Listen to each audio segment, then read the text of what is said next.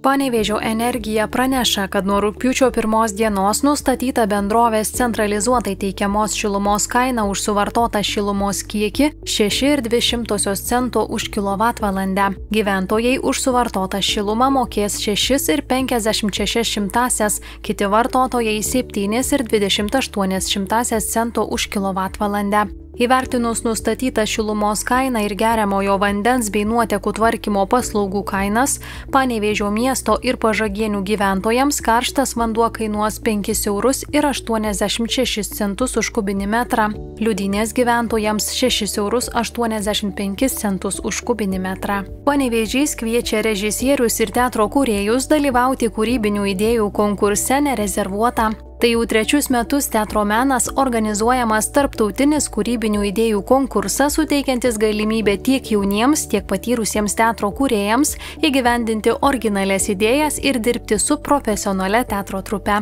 Konkurso laimėtojo režisuotas spektaklis tampa oficialia teatro repertuaro dalimi.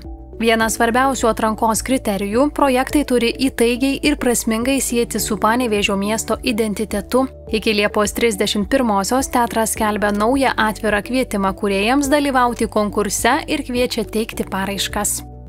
Beveik prieš metus Respublikiniai Panevėžio ligoniniai vadovauti pradėjo buvęs pavaduotojas medicinos reikalams Mindaugas Vaitkus. Pavaduotojo pareigas jis užėmė 6 metus, nuo to laiko pavaduotojo medicinai Panevėžio ligoninė neturėjo. Kandidatų konkursui užimti ligoninės direktoriaus pavaduotojo medicinai pareigas dokumentų pateikimas baigėsi Liepos 1-ąją. Konkursui dokumentus pateikė 3 kandidatai ir į konkursą atvyko visi, iš kurių 2 surinko daugiausiai balų, ir Liepos 25-ąją po pokalbio su Panevėžio ligoninės direktoriumi bus atrinktas geriausiai pasirodęs pretendentas užimti ligoninės direktoriaus pavaduotojo medicinai postą. Lietuvoje pastaraisiais mėnesiais fiksavus keletą darbuotojų kritimų iš aukščio, Valstybinė darbo inspekcija ketina stiprinti kontrolę darbovietėse, kur kyla toks pavojus. Ypatingas dėmesys bus skiriamas statybvietėms.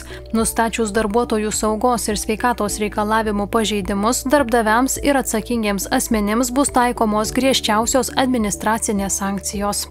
Ypač opi tokių nelaimingų atsitikimų problema išlieka regionuose. Inspekcijos teigimu Šiauliuose, Mažeikiuose, Kupiškio rajone įvykę pastarųjų mėnesių atvejai rodo, kad situacija nesikeičia ištisus metus. Birželį Šiauliuose nuo beveik 2 metrų aukščio pastolių nukrito sienos mūrijimo darbus vykdęs darbuotojas. Šiuo metu jis gydomas reanimacijoje, medikai kovoja dėl jo gyvybės. Gegužę taip pat Šiaulių įmonėje pamainos meistras iš maždaug 5–6 metrų aukščio nukrito tiesiai į vilkikų remonto duobę. Darbuotojas patyrė dubens, šonkaulių ir stipinkaulio lūžius. Tuo metu Kupiškio rajone darbuotojas atlikdamas mūrijimo darbus taip pat nukrito nuo neapsaugotų pastolių. Pirminiais duomenimis pastoliai buvo be apsauginių turėklų, o darbuotojas nedėvėjo jokios papildomos apsaugos.